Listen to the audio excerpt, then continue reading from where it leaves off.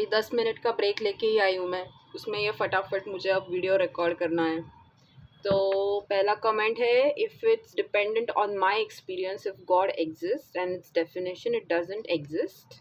क्या लिखा है? अच्छा, कॉमा दिया है यहाँ पे। Okay, before I was born and will not exist after I die.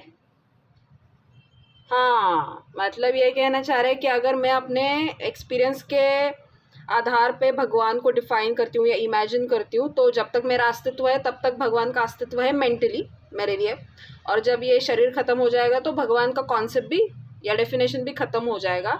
इसलिए इमेजिन नहीं करना चाहिए भगवान को, या अपने क्या बोलते हैं कि भगवान एक ऐसी चीज़ भी नहीं बोल सकते। भगवान is something that is beyond who you are, तो इसको इमेजिन करके छोटा मत करो। ये तो बड़े जानकार जो रहे, संत महात्मा जो रहे, उन्होंने भी कहा है। और ये जो भगवान का विवाद है उसको भी कंक्लूड मैंने इसी चीज़ पे किया था कि भाई मैं कोई भी मान्यता नहीं रखना चाहती, और जो मेरे परे है, जो बियॉन्ड मी है, उसको मैं डिफाइन करके इमेजिन करके कुछ करना नहीं चाहती हूँ। एंड अगर मेरे वीडियो में मैंने माई एक्सपीरियंस बोला होगा तो ऑब्वियसली दैट वुड बी कुछ एक्सप्लेन कर रही होंगी मैं उस वीडियो में, इसलिए कहा होगा मैंने उस कॉन्टेक्स्ट में। उस छोटे से कॉन्टेक्स्ट को ऐसा मत समझिए कि I am trying to reduce God to my experience और my mental image of the God.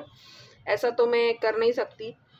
कर सकती हूँ अपने खुद के एंटरटेनमेंट के लिए, अपने खुद के ईगो के लिए, लेकिन जैसे कि सोसाइटी में होता है कि बहुत सारी इमेजेस भगवान की अलग अलग घूम रही है, और मैं थोड़ा मान्यता बिलीफ्स इससे ज़रा दूर ही रहती हूँ, क्योंकि जैसे ही मैं कोई मान्यता बना लूँगी मैं ट्रिगर हो जाऊँगी। उसका अपोजिट अगर मुझे कुछ देखने या सुनने को मिले और फिर मैं झगड़ा करने पे उतर आऊँगी। लेकिन ये आपके कमेंट में आखिर में आपने स्माइली क्यों डाली, हंसने वाली, मुझे समझ में नहीं आया। तो शायद आपने मुझे मिस इंटरप्रेट किया और आपको लगा कि अरे इसको थोड़ा दिखा देता हूँ मैं या मॉक करता हूँ, ऐसा तो कुछ था नहीं ना, वो क्लैरिफाई कर लेना। क्योंकि वैसे तो मीराबाई, तुलसीदास, इन्होंने भी शायद बोला होगा कि मुझे एक्सपीरियंस हुआ है गॉड। नहीं, जो कमेंटर था, जिनके कमेंट की वजह से मैंने वीडियो बनाया था इसका कि भगवान होते या नहीं, तो उन्होंने कहा था कि तुलसीदास, मीराबाई जी को एक्सपीरियंस हुए गॉड। तो जिनको भी भगवान एक्सपीरियंस होते, क्या उनको भी हम इगोइस्टिक बुलाएंगे फिर? That is my question to you, जो रिप्लाई किया है मैंने। और जो लोग डिफरेंट इमेजेस, स्टैचूज बनाते हैं भगवान के, तो उनको भी इगोइस्टिक आप बुलाएंगे क्या? These are my 2 questions to you in the comment जो मैंने रिप्लाई किया है। और if the comment was personal attack on me, I have clarified that I don't know about the God and there is something beyond me which cannot be reduced or defined with my imagination. हाँ, ये तो मैंने explain कर दी already. So I don't have any belief or imagination around the topic God. मेरा कोई belief नहीं है, मेरा कोई imagination नहीं है. I don't know is the very safe answer. And मुझे कुछ उसके बारे में बोलने की ज़रूरत नहीं लगती है, ना मुझे डिफ़ाइन करने की ज़रूरत लगती है। मेरा ये सारा मेंटल चैटर, डेफिनेशंस, एक्सप्लेनेशंस ख़त्म हो जाता है उस पॉइंट पे। And that's how I had ended this भगवान के अस्तित्व पे विवाद। लेकिन मेरा पूरा पॉइंट ऑफ व्यू सुनने के लिए शायद आपको 30 मिनट्स का कंटेंट सुनना होगा, क्योंकि मैंने 2 वीडियोस पोस्ट किए थे, एक 22 मिनट का, एक 8 मिनट का शायद। तो शायद वो आपने सुना नहीं होगा, बिकॉज 30 मिनट्स का कंटेंट कौन सुनेगा। लेकिन anyways, thanks for commenting, hopefully I have replied you. अब चलते हैं नेक्स्ट कमेंट पे। Ma'am, career reading for 2025, date of birth 12 of June 2000। Oh, ये तो हमारे रेगुलर सपोर्टर है, ये तो हमारे रेगुलर सपोर्टर है। आपका नाम ले सकती हूँ ना मैं? रसिका।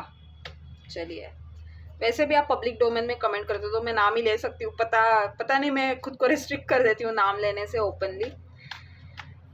एनीवेज,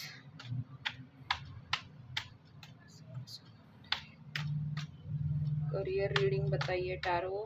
2025 के लिए रसिका सोनवले 12 जून 2000। आज कार्ड्स नहीं आ रहे यार, उड़ के बाहर नहीं आ रहे, पता नहीं क्यों।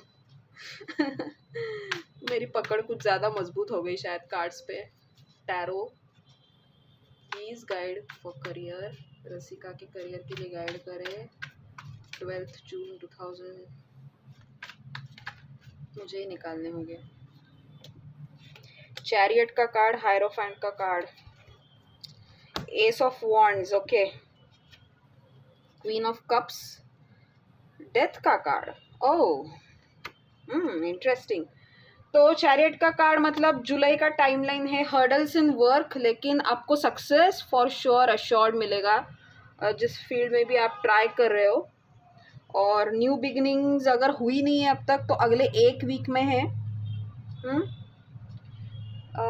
2 मेंटोर्स है आपके या 2 रेफरेंसेस है आपके, एक बुजुर्ग मर्द, एक बुजुर्ग औरत, जो आपको हेल्प करेंगे आपके करियर के जर्नी में।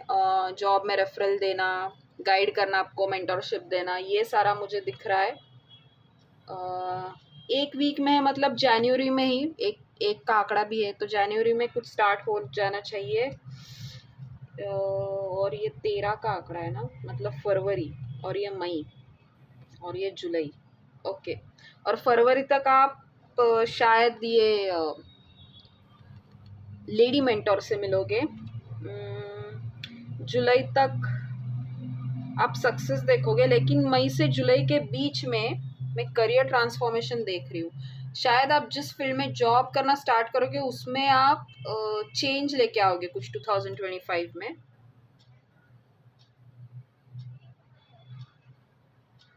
मतलब आप आपका फील्ड ऑफ करियर चेंज कर सकते हो। आप कुछ चेंज दिख रहा है मुझे, ट्रांसफॉर्मेशन का कार्ड है क्योंकि यहाँ पे, और फिर न्यू बिगनिंग करोगे आप, क्योंकि आपको शायद रियलाइज हो जाएगा कि यार this is not my comfort zone, या ये मुझे पसंद नहीं आ रहा है काम।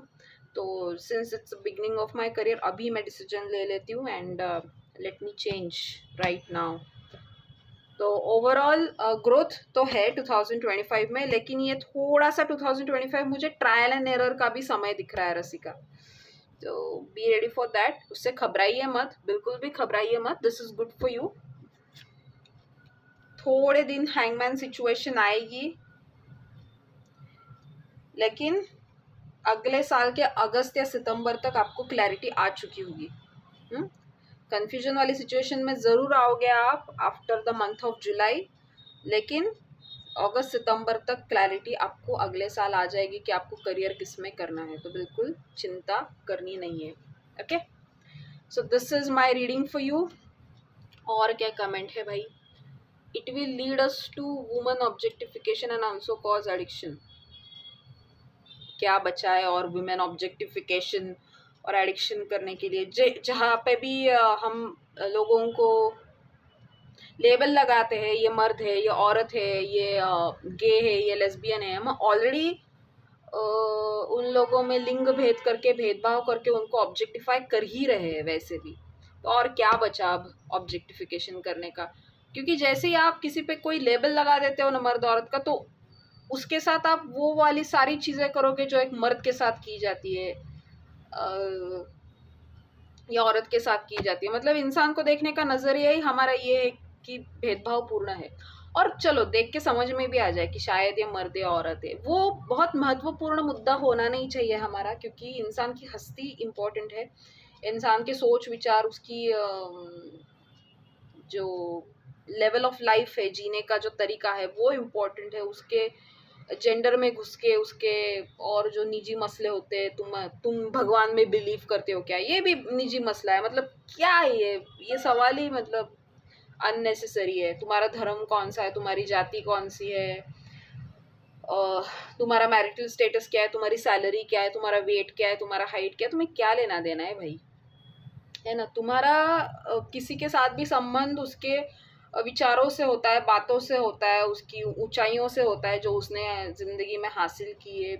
और एक दूसरे के लाइफ में आप क्या वैल्यू एडिशन कर सकते हो और एक दूसरे को क्या ग्रोथ की तरफ खींच सकते हो विदाउट इम्पोजिंग एनीथिंग, बिना किसी बात को थोपे हुए, दैट इज़ मोर इम्पॉर्टेंट। ये तो बाकी ये शायद उन्होंने कमेंट पॉन वाला जो वीडियो मैंने बनाया था पॉन पे, उस पर कमेंट किया है इन्होंने। लाइक कर देती हूँ, क्योंकि इन्होंने जो कहा है उसमें दम तो है।